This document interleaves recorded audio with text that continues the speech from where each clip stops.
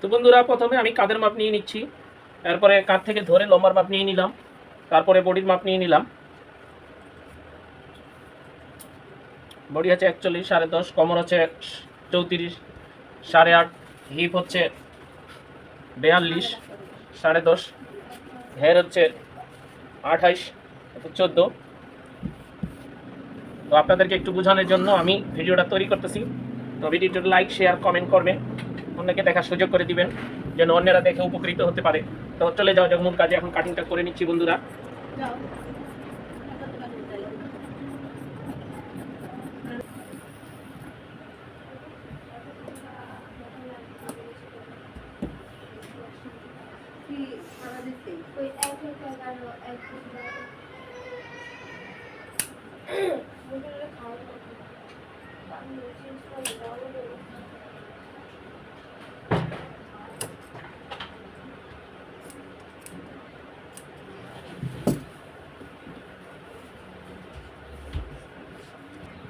তো কামিজটা কাটিং করে আপনাদেরকে একটু দেখিয়ে দিলাম।